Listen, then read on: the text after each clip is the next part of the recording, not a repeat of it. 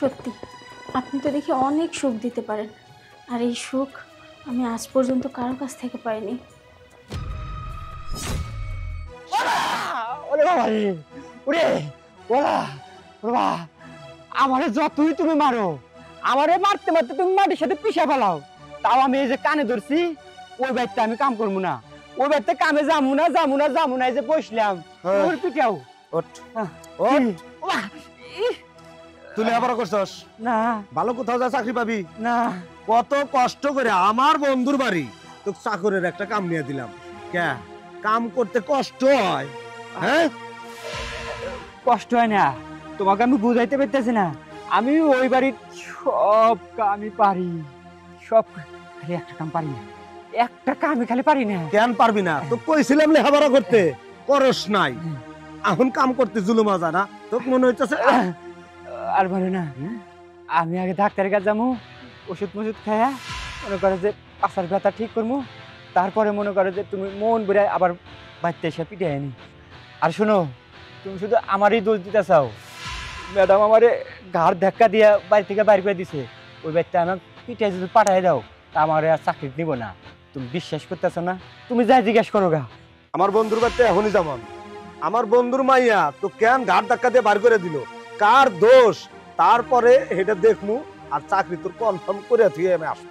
আচ্ছা ঠিক আছে, তুমি যাও আগে। ওরে ডাক্তার কত মালিশ লাগা তাড়াতাড়ি। ওরে বাবা, আবার যদি তোর দোষ পাই তারপরে তোকে আবার পিটাম। আমার তো ওখানে যাইতে হইব, পোলার চাকরিটা কনফার্ম করে থুয়ে আসতে হইব। যাই দেখি।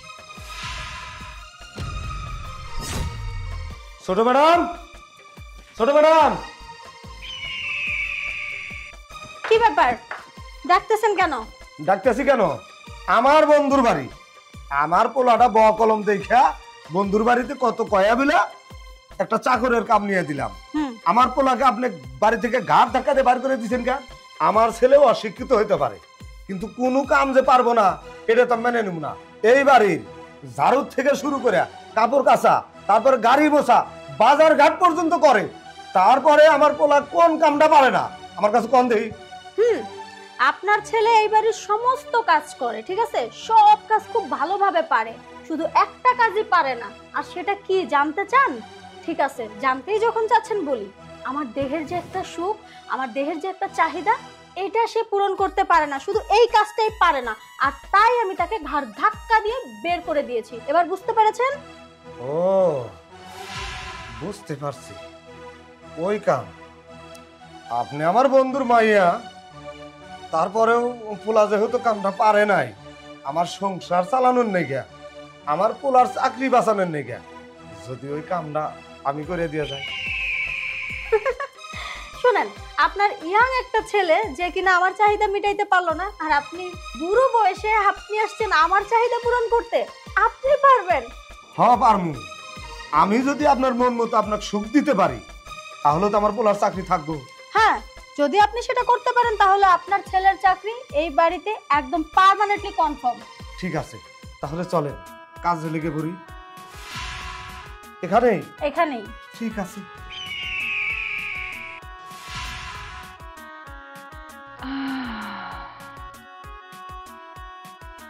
সত্যি আপনি তো দেখি অনেক সুখ দিতে পারেন, আর এই সুখ আমি আজ পর্যন্ত কারো কাছ থেকে পাইনি।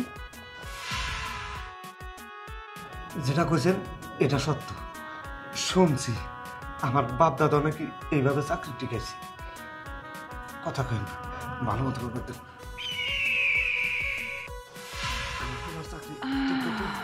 আরে হ্যাঁ, শুধু আপনার ছেলের চাকরি না, আপনার চাকরিও আজকে থেকে কনফার্ম। মানে আমার চাকরি করবেন আপনি আজকে থেকে, আর আপনার ছেলে আমার বাড়ির চাকরি করবে।